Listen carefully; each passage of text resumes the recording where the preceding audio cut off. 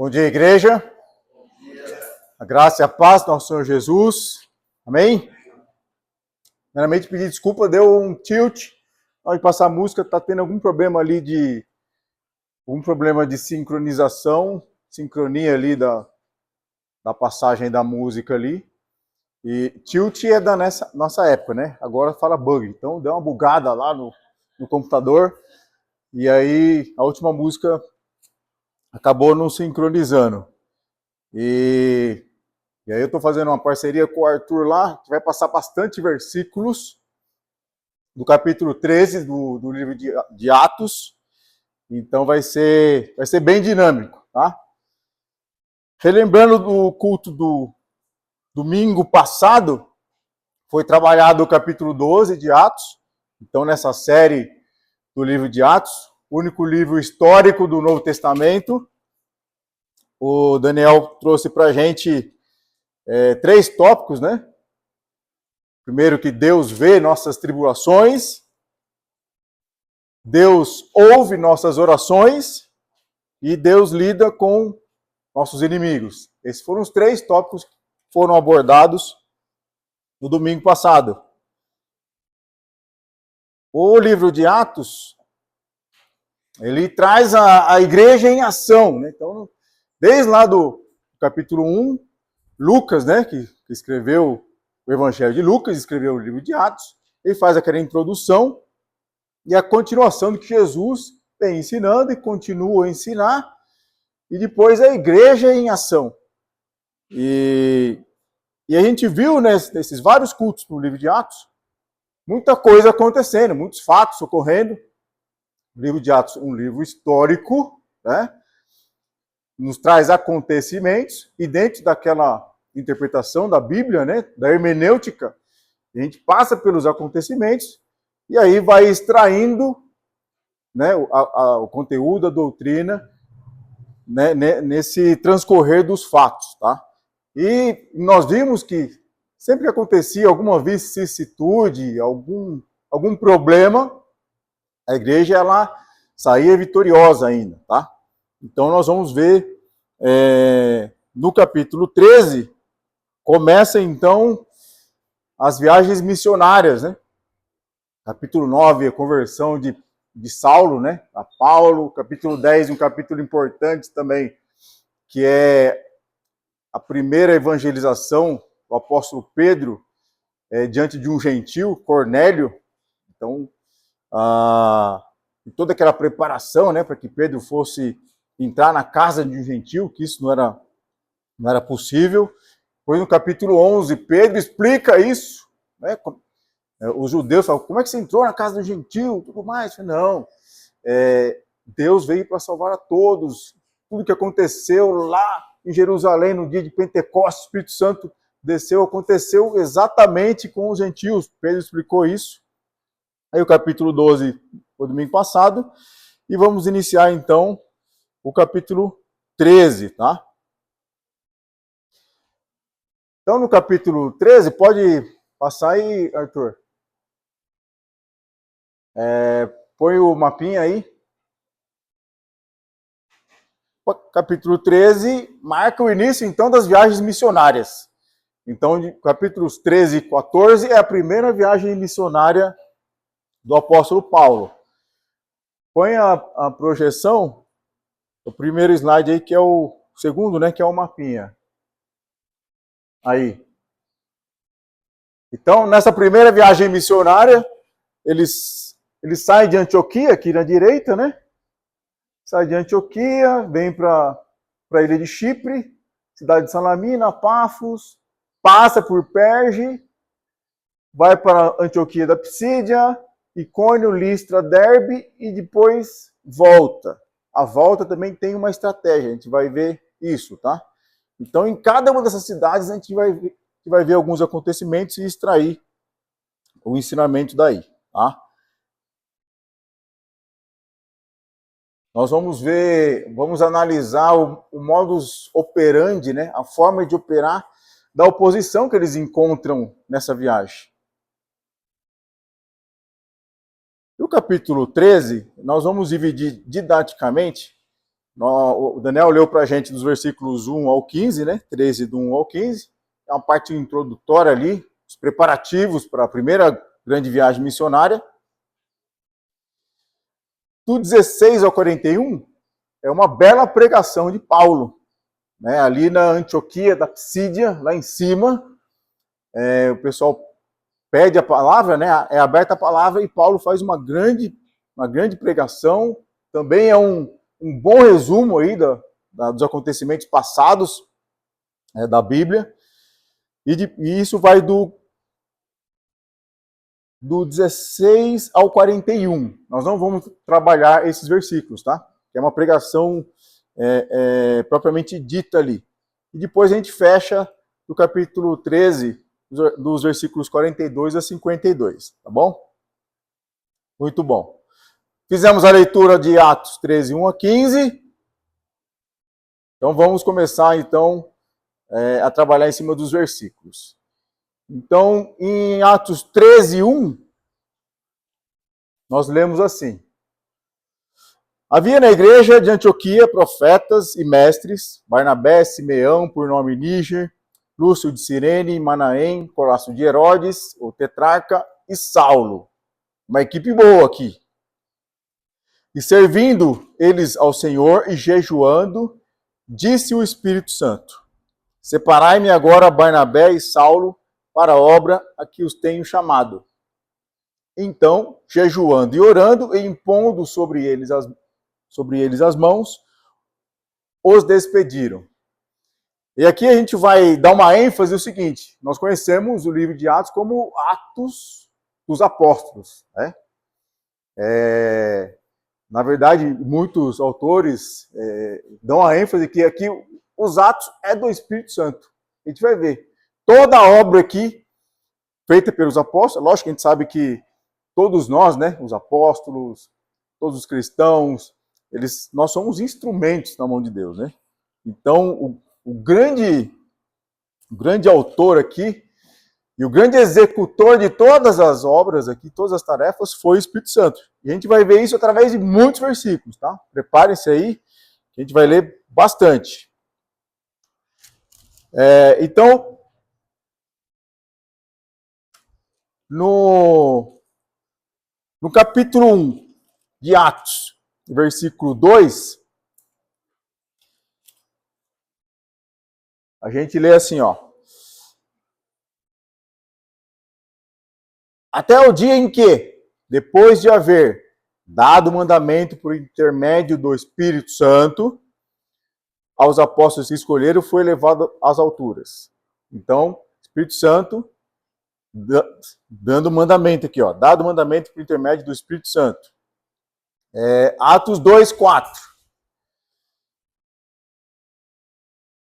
Todos ficaram cheios do Espírito Santo. Então, o Espírito Santo vindo e estando pleno ali nas pessoas, e passaram a falar em outras línguas, sabemos aqui idiomas, segundo o Espírito que lhes concedia que falasse. Atos 4, 8. Então, Pedro, cheio do Espírito Santo, lhes disse. Então, mais uma vez, o Espírito Santo preenchendo aqui. Atos 4, 31.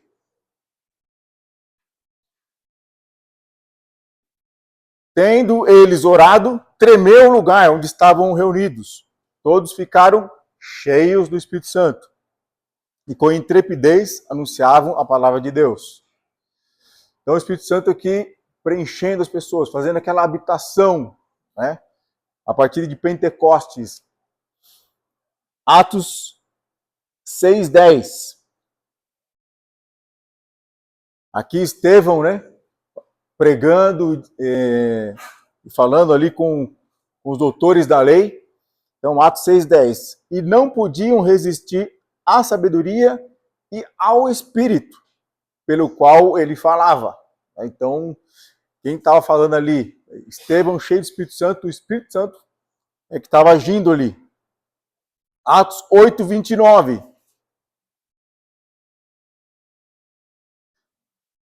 Então disse o Espírito a Filipe. Lembrando sempre que a gente vê lá o Espírito em maiúsculo está falando do Espírito Santo, tá? Espírito em minúsculo está falando do Espírito do homem. Então o Espírito Santo falando diretamente para Filipe, né? Aproxima-se desse carro e acompanha. Aquele episódio de Filipe evangelizando lá o etíope, né? Atos 8:39. Quando saíram da água, o Espírito do Senhor arrebatou a Filipe. Então, o Espírito aqui, agindo, sempre agindo. Atos 10:19. Enquanto meditava Pedro acerca da visão, disse-lhe o Espírito. Então, o Espírito sempre é ação aqui, ó. Estão aí 2 homens que te procuram, levanta-te, desce e vai com eles, nada duvidando, porque eu os enviei. O Espírito Santo que mandou aqueles homens diante de Pedro. Atos 10:44. Ainda Pedro falava essas coisas quando caiu o Espírito Santo sobre todos os que ouviam a palavra. É o episódio lá de Cornélio e a família, né? O Espírito Santo descendo sobre os gentios. Lembrando que gentios são todos aqueles que não são judeus, né? No conceito ali do Antigo e Novo Testamento. Atos 11:12. Então o Espírito me disse que eu fosse com eles sem hesitar. Então o Espírito Santo falando com Pedro diretamente ali. 11:28. Atos 11:28. E apresentando-se um deles, chamado Ágabo, dava a entender pelo Espírito que estava para vir grande fome por todo o mundo, o qual sobreveio nos dias de Cláudio. 13:2. Servindo eles ao Senhor e jejuando, disse o Espírito Santo: separai-me agora, Barnabé e Saulo, para a obra a que os tenho chamado. O Espírito Santo separando Barnabé e Saulo. Gente, eu me empolguei, eu coloquei muitos versículos aqui. Acho que todos, né? Então eu vou acelerar um pouquinho, né? Porque já deu para captar, com o Espírito Santo aqui em ação, né? 15:28.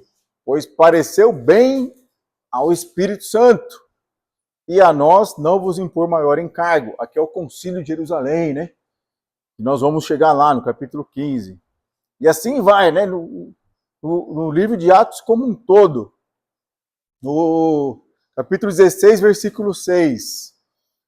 A gente vê o Espírito Santo ali impedindo Paulo a fazer um trecho da viagem ali, né? Ó, percorrendo a região frígio-gálata, tendo sido impedidos pelo Espírito Santo de pregar a palavra na Ásia. O Espírito Santo impede Paulo aí na Ásia naquele momento.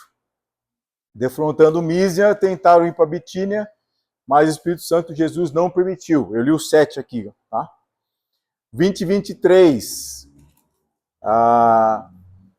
Senão que o Espírito Santo, de cidade em cidade, me assegura que me esperam cadeias e tribulações. O Espírito Santo falou para Paulo, ó Paulo, cadeias e tribulações estão te esperando.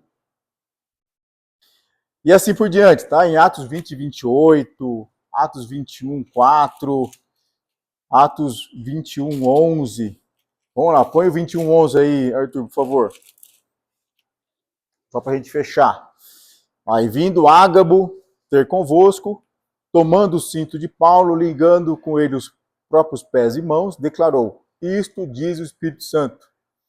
Então nós vemos o Espírito Santo em ação, tanto direto ali, ele falando, ele advertindo, quanto indiretamente, lógico. Qual que é o grande ensinamento dessa sequência de acontecimentos que a gente fez? Então, tudo isso é um pacote, tá? Nós vimos vários versículos, mas para deixar bem claro que quem age ou diretamente ou movendo os homens, aqui é o Espírito Santo.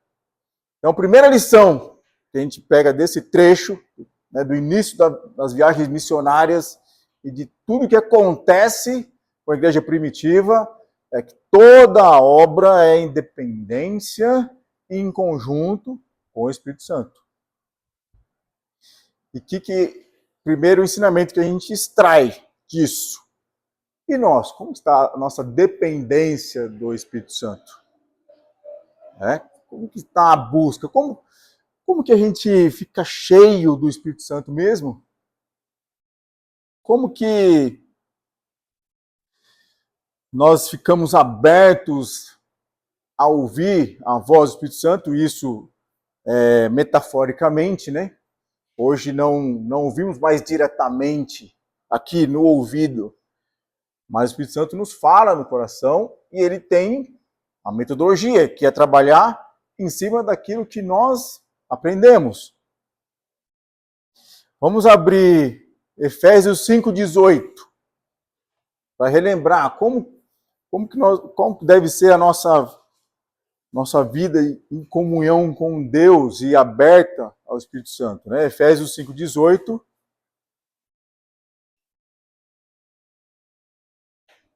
Nós lemos assim: e não vos embriagueis com vinho, no qual há dissolução, mas enchei-vos do Espírito. Então nós sabemos que pela fé no nosso Senhor Jesus, nós recebemos o Espírito Santo no momento em que cremos em Jesus como nosso Senhor e nosso Salvador. Essa habitação é permanente, desde lá do dia de Pentecostes. Mas o homem tem essa capacidade de não estar pleno do Espírito Santo, não estar cheio do Espírito Santo. E até abafar, entristecer o Espírito Santo. Nós temos esse dom. Tá? E como nós vimos lá na igreja primitiva, tudo que os apóstolos faziam, os discípulos faziam, era o Espírito Santo, ou que falava para fazer diretamente, ou os movia, dava ordem direta, instrução. Sem o Espírito Santo, não podemos fazer nada. Né? E quando a gente olha aqui o Efésios 5,18, né, o encher do Espírito Santo, ele traz alguns resultados, que está no versículo 19.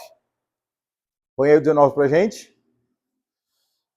Falando entre vós com salmos, entoando e louvando de coração ao Senhor, com hinos e cânticos espirituais, dando sempre graças por tudo, sentimento de gratidão, né? Nós que somos pais, a gente entende mais o quão a gratidão é agradável a Deus, né? A nossa gratidão a Deus, por tudo que Ele faz por nós. Né? Quando os nossos filhos mostram gratidão, tudo que nós fazemos nos bastidores por eles, né? Isso nos agrada, né? Quando os filhos agradecem, até mesmo pela comidinha gostosa que a mamãe fez. Oh, mãe, essa comida está maravilhosa. Aquele sentimento de gratidão dos filhos ali nos agrada, né? E a gente vê isso no versículo 20, dando graças por tudo a nosso Deus e Pai, em nome de nosso Senhor Jesus Cristo. E há um versículo que a gente faz um paralelo, né? Então aqui está falando de enchei-vos do Espírito. E aí quando a gente abre Colossenses 3,16,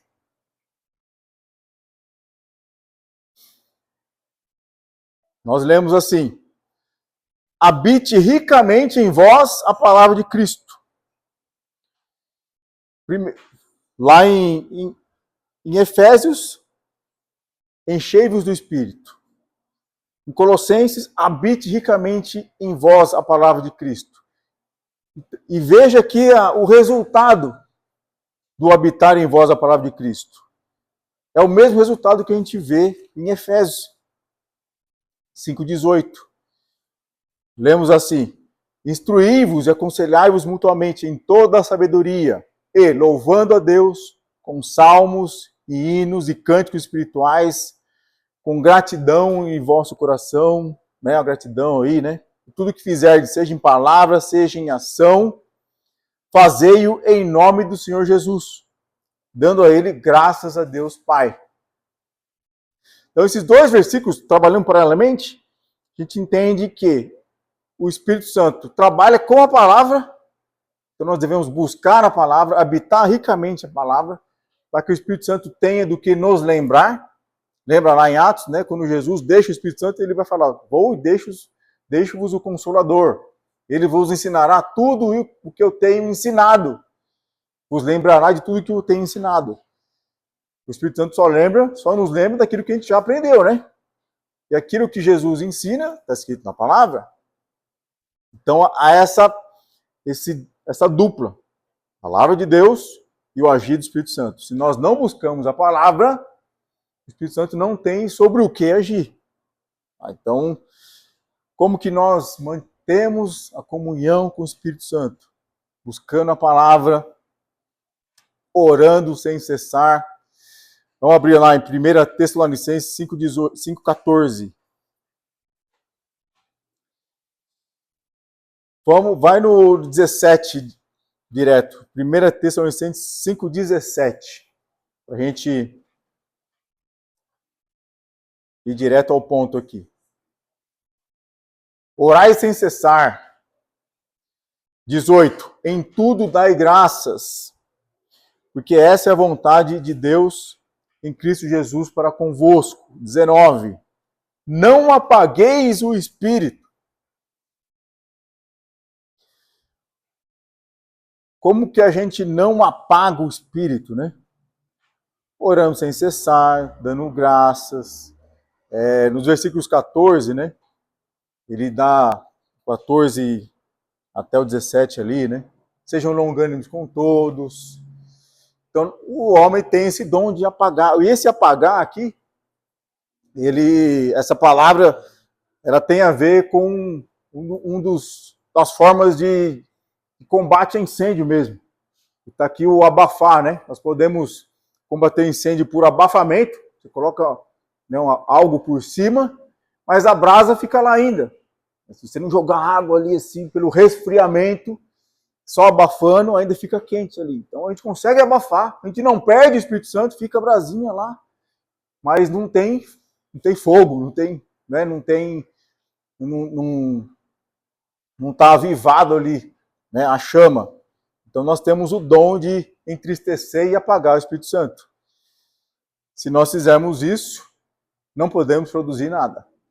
A igreja de Deus ali, a igreja primitiva, estava cheia do Espírito Santo. Tudo aquilo que os discípulos, os apóstolos estavam fazendo é porque estavam em sintonia direta com o Espírito Santo. Então, primeira coisa que nós vemos, então, tudo isso que a igreja está fazendo, o ministério do Espírito Santo, eles estavam cheios do Espírito Santo e sem ele, nada seria feito. Tá? Segundo ponto, nós vamos ver, desses capítulos em diante, uma estratégia de expansão da igreja, que muito nos ensina como propagar, né, o evangelho da salvação, a palavra da verdade.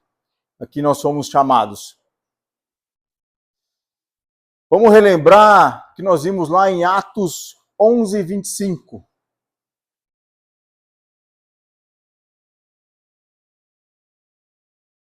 Em Atos 11, 25, vamos ler 25 e 26, lemos assim: Partiu Barnabé para Tarso à procura de Saulo. 26. Tendo-o encontrado, levou-o para Antioquia, e por todo um ano se reuniram naquela igreja e ensinaram numerosa multidão. Em Antioquia foram os discípulos, pela primeira vez, chamados cristãos. Então, o primeiro ponto da estratégia de expansão aqui foi criar, lá em Antioquia, uma igreja forte, sedimentada, que nós vamos ver que era o centro de emissão dos missionários. Era o suporte, a igreja que dava suporte ali, às viagens missionárias de Paulo, Barnabé, Paulo com Silas, Timóteo. E eles ficaram ali, um ano ensinando, tá? E uma liderança estabelecida ali, Barnabé, Saulo. E aí, quando nós lemos lá no capítulo 13, versículo 1, vou ler rapidinho aqui, havia na igreja de Antioquia profetas e mestres, Barnabé, Simeão, Lúcio de Cirene, Manaém e Saulo. Então tinha uma estrutura ali pronta para emitir os missionários, né? Para mandar os missionários. Então, o primeiro ponto, constituição de liderança do ponto de partida, antes deles irem. Então, o primeiro ponto da estratégia aí de expansão. O segundo ponto da estratégia de expansão. Confirmação da fé e constituição de liderança nas cidades evangelizadas. Nessa minha explicação aqui, vai ter alguns spoilers, tá? A gente vai avançar um pouquinho, só para entender o contexto, depois a gente volta, tá? Então, eles foram, fizeram aquele percurso, na volta eles passaram nas mesmas cidades, praticamente todas, quase todas elas, aquelas cidades que eles evangelizaram, eles voltaram para confirmar a fé, de como é que estava a igreja, e estabeleceram presbíteros, líderes, para que o trabalho fosse continuado naquelas igrejas. Tudo bem? Isso a gente vê lá em Atos 14, 23.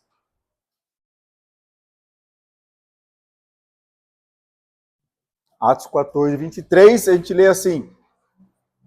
Isso já é na viagem de volta da primeira viagem missionária. E, promovendo-lhes em cada igreja a eleição de presbíteros, depois de orar com jejuns, os encomendaram ao Senhor, em quem haviam crido. E a gente vê esse mesmo ato, né? Essa mesma atitude, quando a gente lê lá em Tito 1,5, né? Paulo falando para Tito, esse mesmo princípio, né? Tito 1,5. Por esta causa te deixei em Creta, para que pusesse em ordem as coisas restantes, bem como em cada cidade constituísses presbíteros, conforme te prescrevi. E é lógico, qual que é a outra estratégia da expansão? A dependência do Espírito Santo. Depois que eu montei esse material, eu falei, não, esse aqui devia ser o primeiro, né? Mas tudo bem.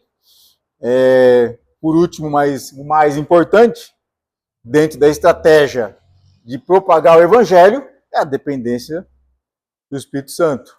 Que a gente viu lá no versículo 2 do capítulo 13. Então, Atos 13, 2. Como que a igreja de Antioquia ali, os líderes, antes de enviar Paulo e Barnabé, totalmente na dependência do Espírito Santo, em oração, né? Lemos assim: e servindo eles ao Senhor e jejuando, disse o Espírito Santo: separai-me agora, Barnabé e Saulo, para a obra que os tenho chamado. Então, jejuando e orando, e impondo sobre eles as mãos, versículo 3, né? Os despediram. E aí agora nós vamos ver vários versículos, outro pacotinho, tá? Que vai falar a outra parte da estratégia da expansão. Eles escolhiam os locais para pregar a palavra. Lugares estratégicos ali. Então a gente vai ver em vários versículos para te enxergar esse plano. Então, a escolha de locais para a pregação. Então, Atos 13, 4. Continuando aí no nosso capítulo. Enviados, pois, pelo Espírito Santo, desceram a Seleucia e dali navegaram para Chipre, a ilha de Chipre. Chegados a Salamina, uma cidade ali a leste da ilha, anunciavam a palavra de Deus nas sinagogas judaicas. Tinha também João como auxiliar. Atos 14, 1. Aí agora eles já estão em outra cidade, Icônio. O que eles fizeram em Icônio? Em Icônio, Paulo e Barnabé entraram juntos na sinagoga judaica e falaram de tal modo que veio a crer grande multidão, tanto de judeus como de gregos. Atos 16, 13.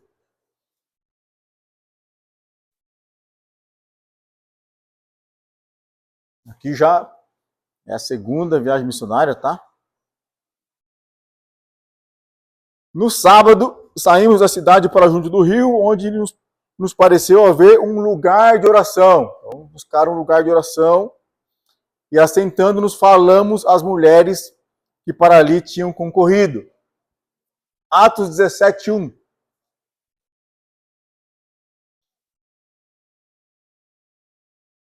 Tendo passado por Anfípolis e Apolônia, chegaram a Tessalônica, onde havia uma sinagoga de judeus. Paulo, segundo o seu costume, foi procurá-los e por 3 sábados arrazoou com eles acerca das Escrituras. Eu li o 1 e o 2, tá? Atos 17:10. E logo durante a noite, os irmãos enviaram Paulo e Silas para Bereia, agora a cidade é de Bereia. Ali chegados, dirigiram-se à sinagoga dos judeus. Atos 17:17. Por isso, dissertava na sinagoga entre os judeus e os gentios, piedosos, também na praça, todos os dias, entre os que se encontravam ali. Isso está acontecendo em Atenas, tá? Atos 18:4. E todos os sábados discorria na sinagoga, persuadindo tanto judeus como gregos. Isso é em Corinto. Atos 18:19. Chegados a Éfeso, deixou-os ali. Ele, porém, entrando na sinagoga, pregava aos judeus. Bastante texto, né? Ficou claro aqui, estratégias? O que eram as sinagogas? Era o local onde os judeus iam para ler a palavra, o contato da palavra, né, um momento de meditação, a palavra de Deus, onde era lido o Antigo Testamento, e em Atos 15:21, principalmente o Pentateuco, né, os 5 primeiros livros da Bíblia, em Atos 15:21, a gente vê essa questão, né? Porque Moisés tem em cada cidade, desde tempos antigos, os que pregam nas sinagogas, onde é lido todos os sábados. Quando ele fala Moisés tem, está falando assim, a obra de Moisés, né? Os 5 livros primeiros da Bíblia. Então, eram lidos todos os sábados nas sinagogas. E essa estratégia, ela foi seguindo um padrão. Padrão de quem? De Jesus. Vamos lá, passar rapidamente o texto que nos mostra isso. Mateus 12:9. Tendo Jesus partindo dali, entrou na sinagoga deles. João 6:59.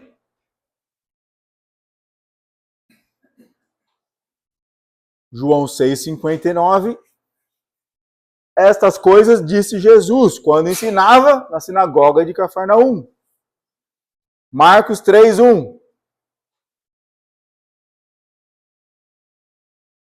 De novo, entrou Jesus na sinagoga, estava ali o homem que tinha ressequido em uma das mãos. Então, quem usava essa estratégia? Nada mais, nada menos que o nosso Senhor Jesus. Né? Além de outras, né? Jesus sempre buscava as pessoas. Quando a gente vê a igreja primitiva, é a igreja em movimento. A igreja vai onde as pessoas estão, vão atrás, busca a demanda, né? Então a gente vê esse plano estratégico, né? Primeiro a constituição de uma liderança firme ali, um ponto de apoio, a igreja de Antioquia.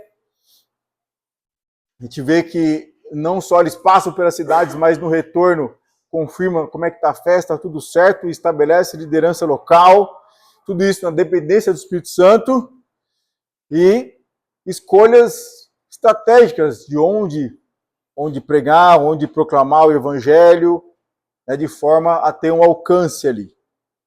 A gente vê estratégicas interessantes. O que nós tiramos de ensinamento e a pergunta que nos vem à mente, né? Nós temos uma estratégia para falar do amor de Deus, para falar a palavra da verdade. Conhecereis a verdade vos libertará. João 8:32. Qual é a minha estratégia? Qual é a sua estratégia? Estamos em janeiro ainda, né? Começo do ano. É normal na virada do ano a gente traçar planos, né? O ano que vai se iniciar. Nesses planos, nós colocamos uma estratégia de, ao menos, fazer a nossa parte de tentar buscar e falar do Evangelho, das boas novas da salvação. O que tem lá no seu trabalho ou na sua escola que pode ser um ambiente favorável, né? Será que tem um estudo na hora do almoço? Tem um pessoal que se reúne? Você poderia ser um voluntário e criar algum momento, né? Lógico, seguindo as regras do local, né? Pode ser durante o trabalho, na hora do almoço, tal. Lembro no curso que eu fiz, teve um colega de trabalho, depois eu conheci ele, foi voluntário, vou montar um grêmio cristão, na hora do almoço. O almoço, acho que tinha uma hora de almoço, então 20 minutinhos, toda quarta-feira. E eu fiquei positivamente constrangido. Foi o primeiro que, ele teve a ideia, e eu fui voluntário. Não, eu vou ajudar. E a gente dividiu esse momento de ler a palavra, né? E muita gente comparecia. E a hora do almoço, realmente, era descanso e tal. Então, às vezes, a oportunidade de estar ali. Então, busque, né? Monte um plano, monte uma estratégia. Nós devemos não uma estratégia tão elaborada, né? Mas coisas simples que a gente vê no nosso dia a dia pode ser um grande diferencial. Lembre que a palavra é viva e eficaz, é o Espírito Santo que age. A gente só tem que fazer a nossa parte. Então, esse é o segundo ponto aí de reflexão nosso. E aí, feito isso, né? O plano de expansão, dependência do Espírito Santo, tudo mais, né? Uma certeza é certa, certeza certa. Encontraremos oposição. É o nosso próximo tópico aí. Você encontrará oposição. Preparem-se. Que é o que a gente vai voltar lá no capítulo 13 de Atos, versículo 6. Então, Atos 13, 6. Vamos ler até o 8 aí, nesse momento. Lemos assim: havendo atravessado toda a ilha de Pafos, encontraram certo judeu mágico, falso profeta, de nome Bar-Jesus, o qual estava com o procônsul Sérgio Paulo, que era homem inteligente. E tendo chamado Barnabé e Saulo, diligenciava para ouvir a palavra de Deus. Mas opunha-se-lhe Elimas, o mágico, porque assim se interpreta o seu nome, procurando afastar da fé o procônsul. Então veja lá. Tinha uma pessoa interessada, o procônsul Sérgio Paulo, homem inteligente, querendo ouvir a palavra. Paulo e Barnabé diligenciava para falar, o procônsul queria ouvir, diligenciava para ouvir, mas tinha ali uma oposição, tal do Elimas, um judeu mágico. E esse judeu mágico era difícil de encontrar, porque mesmo o judeu, mesmo não crendo em Jesus, a prática do judeu, ele se afasta de tudo quanto é magia, necromancia, tudo isso é muito bem expresso, consulta a mortos, tudo isso é muito bem expresso no Antigo Testamento, né? Então era algo raro. Mas lá tinha esse tal de Elimas, que procurava afastar a fé do procônsul.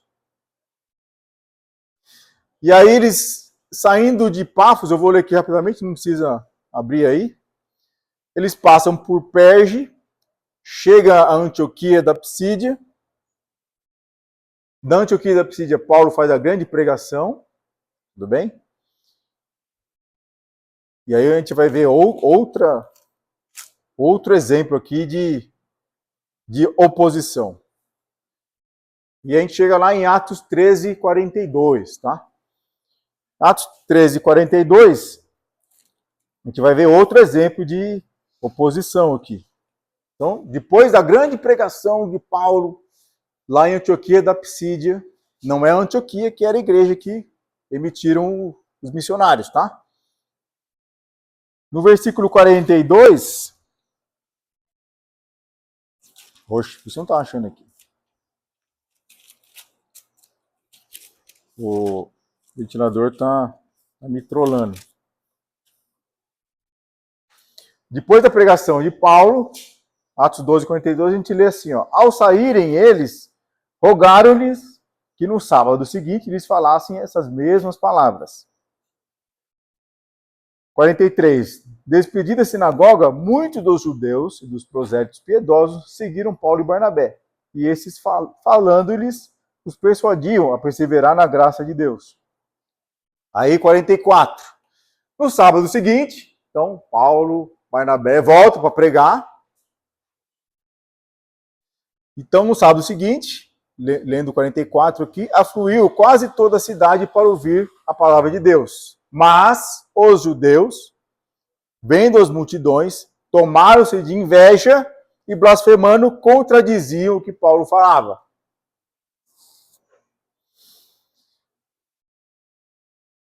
Versículo 50. A gente vê ali a continuidade dessa objeção, né?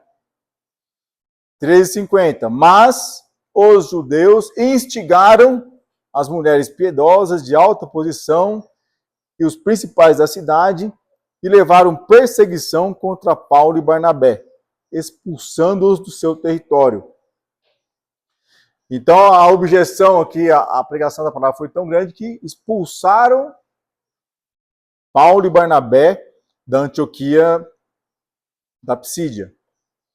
E aí agora a gente vai ver outro pacote de vários versículos para a gente enxergar esse modus operandi da oposição. Tá? E a gente vai ver. Vamos agora para Atos 14:1. Lemos assim. Então eles saíram da Antioquia da Psídia e foram para Icônio. Em Icônio, Paulo e Barnabé entraram juntos na sinagoga judaica e falaram de tal modo que veio a crer grande multidão, tanto judeus como de gregos. Versículo 2.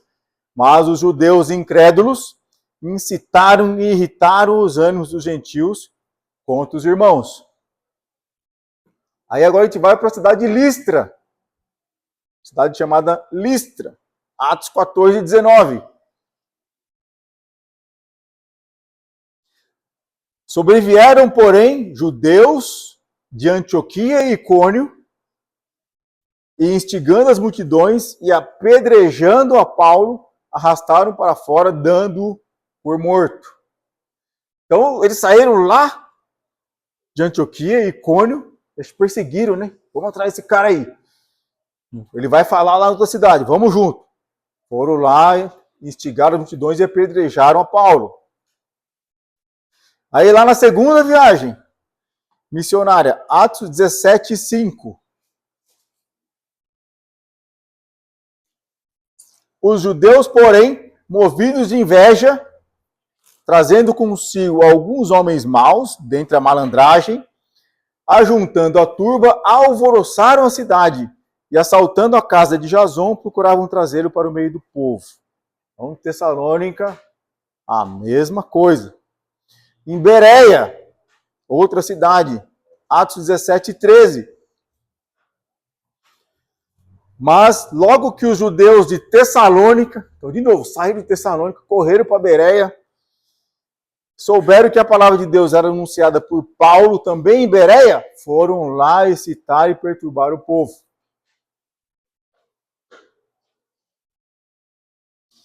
E aí nós vamos relembrar, né?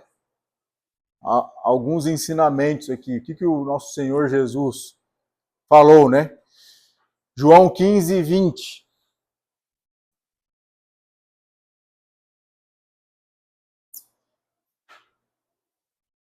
João 15:20. Lembrai-vos da palavra que eu vos disse. Não é o servo maior do que seu senhor. Se me perseguiram a mim, também perseguirão a vós outros. Se guardaram a minha palavra, também guardarão a vossa. Então, dentro dessa estratégia, né? Quando os apóstolos, os discípulos iam lá para as sinagogas, pregavam, sempre tinha um bom número de pessoas que criam. Pegavam essas pessoas e começavam a trabalhar com essas pessoas, né? É o que está aqui, ó. Aqueles que ouvem a minha palavra ouvirão a de vocês. Aqueles que se opuserem a mim vão se opor a vocês, vão perseguir vocês. E um detalhe importante que nós devemos sempre ter em mente. Vemos lá em Efésios 6:12. Creio que a maioria já lembrou dessa questão, né? Dessa luta aí, né? Porque a nossa luta não é contra a sangue e a carne, e sim contra os principados e potestades, contra os dominadores deste mundo tenebroso, contra as forças espirituais do mal nas regiões celestes. Então a luta aqui não é dos escribas, dos fariseus contra os judeus cristãos. A oposição não é contra pessoas, não, é contra Deus. A luta é espiritual. Você sempre tem que enxergar isso. E a luta espiritual se vence com o auxílio de Deus, do Espírito Santo. Oração, fé, né? Capacete da salvação, couraça da justiça, toda aquela arma espiritual. É assim que se entra na batalha espiritual. Nossa luta não é contra sangue e carne. E aí, diante dessa oposição, nós vamos ver algumas atitudes de Paulo e Barnabé. Vamos voltar lá então no versículo 9 do capítulo 13. Atos 13, 9.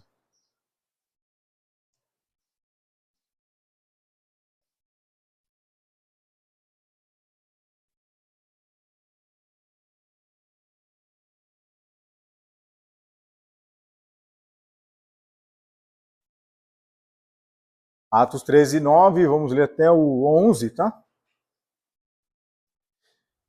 Então, estamos naquele momento em que Bar Jesus ali se opõe e quer desviar o procônsul de ouvir a palavra, e aí Paulo reage.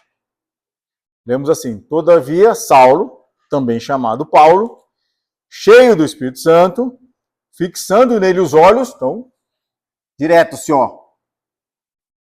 Olha para mim, fala comigo, ó, presta atenção. Então, coragem, né? Com coragem. E falou, brabo, hein? Ó, filho do diabo, já começou rebentando. Cheio de todo engano, de toda malícia, inimigo de toda justiça, não cessarás de perverter os retos caminhos do Senhor? Então, uma reação firme, né, com certeza, com convicção, cheio de espírito. Versículo 11. Pois agora, eis aí está sobre ti a mão do Senhor, e ficarás cego, não vendo o sol por algum tempo. No mesmo instante, caiu sobre névoa e escuridade, e andando à roda procurava quem o guiasse pela mão. Coragem, né? Então, é o nosso Senhor, Deus Todo-Poderoso, que nos deu essa missão. É Ele que nos assiste. Ao encontrar oposição, temos que ter essa convicção, essa firmeza de atitude e continuar proclamando o Evangelho. Então, Paulo foi bem duro ali, né? E diante da oposição que a gente viu lá no final do capítulo 13, né? Vamos lá para o 13:46. Diante da oposição dos judeus, depois da pregação de Paulo lá em Antioquia da Pisídia, 13:46, Paulo e Barnabé, falando ousadamente, né? Disseram: cumpria que a vós outros, em primeiro lugar, fosse pregada a palavra de Deus. Mas, posto que a rejeitais e a vós mesmos julgais indignos da vida eterna, eis que nos volvemos para os gentios. 47. Porque o Senhor assim nolo determinou. Eu te constituí luz para a luz dos gentios, a fim de que sejas para a salvação até aos confins da terra. Paulo então cumpre essa demanda de primeiro falar aos judeus, muitos creram, e gentios também, a gente vê judeus e gentios crendo, mas muitos judeus não creram. E aqui é um turning point, né? A palavra famosa aí, né? A partir daí, Paulo vai então buscar os gentios, né? Vai buscar e pregar a palavra, buscar aí os confins da terra, né? Quando ele cita aqui essa passagem bíblica. Paulo cumpriu esse papel de levar os judeus, mas foi rejeitado. Então é uma grande virada aqui que norteia as próximas viagens missionárias. Tá? E a gente vê a outra atitude diante dessa oposição no versículo 51, aí mesmo do capítulo 13. E estes, sacudindo contra aqueles o pó dos pés, partiram para Icônio. Então, aquele ato, né, que a gente vê lá em Mateus 10, 14, quando Jesus manda os discípulos sair fora nas cidades, e ele dá essa seguinte orientação, né, Mateus 10, 14 e 15. Pode falar, Arthur, Mateus 10, 14. Se alguém não vos receber, nem ouvir as vossas palavras, ao sairdes daquela casa ou daquela cidade, sacudi o pó dos vossos pés. Lembra que assim, o que significa isso? Ó, eu fiz a minha parte, então nem a sujeira dessa cidade eu vou levar comigo. Vocês estão por conta. É isso que significa, né? E versículo 15. Em verdade vos digo que menos rigor haverá para Sodoma e Gomorra no dia do juízo do que para aquela cidade. Então lembre que a palavra sempre produz o seu efeito, né? Nunca é em vão. Aqueles que escutam, que creem, obtêm a salvação eterna, nosso Senhor Jesus, e os que não escutam já são inexcusáveis, indesculpáveis, por não reconhecer a Deus pela criação.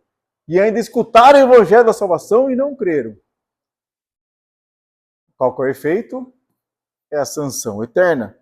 Eles escutaram o evangelho da salvação e decidiram não crer em Jesus.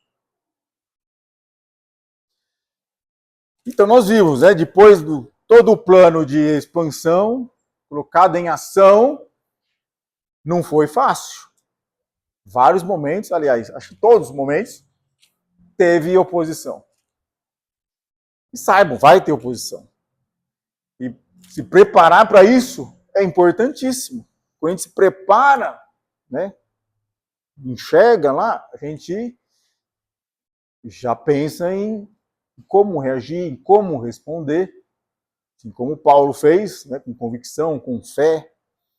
Fortalece as nossas convicções quando a gente se prepara e sabe aquilo que vai encarar.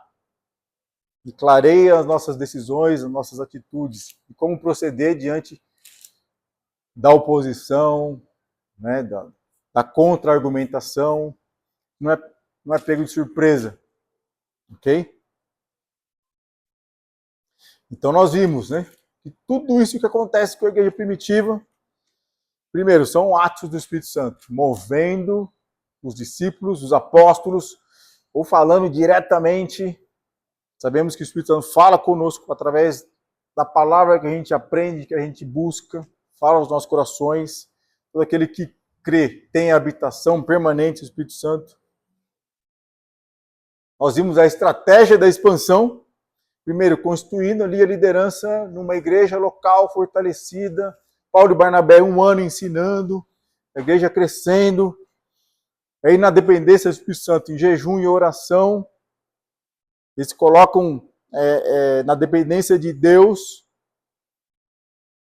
são emitidos para o campo missionário para fazer a evangelização. Eles escolhem locais estratégicos para pregar.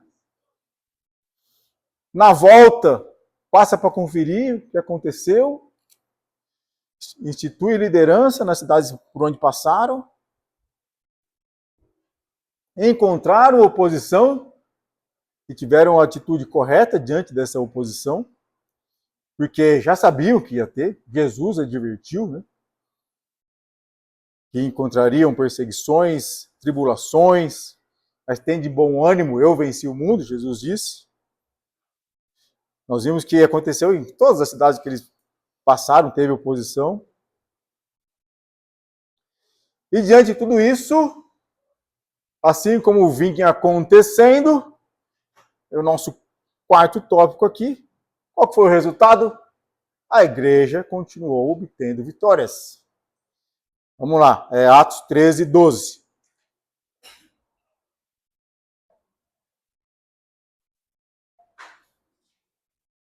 Então, no episódio do procônsul lá, Elimas tentando puxar ele daqui, Paulo e Barnabé pregando a palavra, qual foi o resultado? Então, o procônsul, vendo o que sucedera, lógico, ela ficou cego, né, meu? O negócio foi sério, né? Claro que hoje em dia não vai acontecer isso, né, gente? Mesmo vocês advertindo ali e tal, não sabe, né? Mas coisas podem acontecer, mas não espera assim que vai a gente cega e, né? Mas faça a nossa parte, mantém firme lá e tal. E diante daquele acontecimento, né? O procônsul creu, maravilhado com a doutrina do Senhor.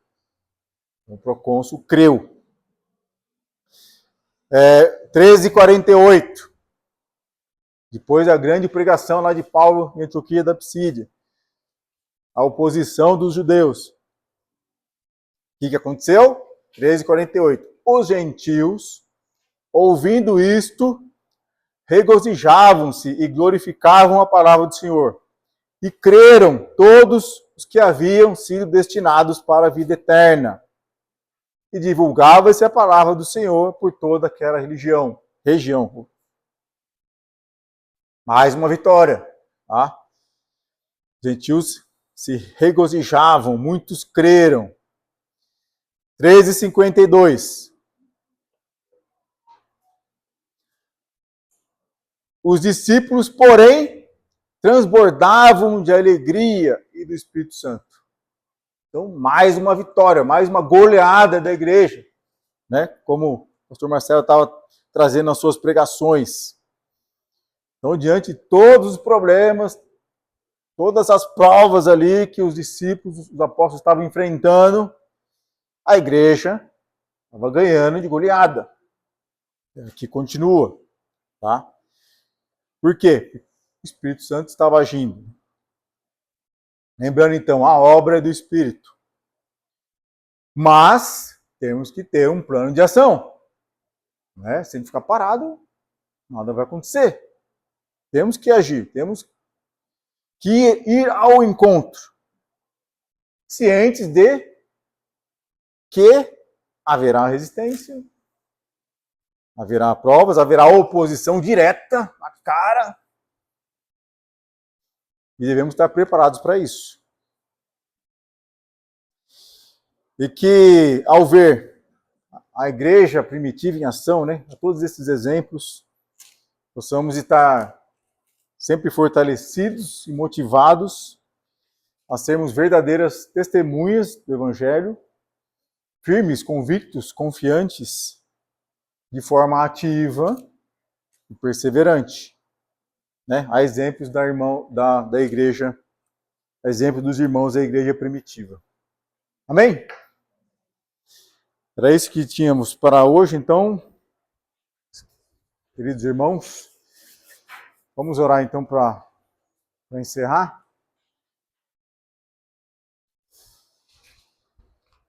Eu vou pedir para o Totão orar para a gente, Totão, por gentileza.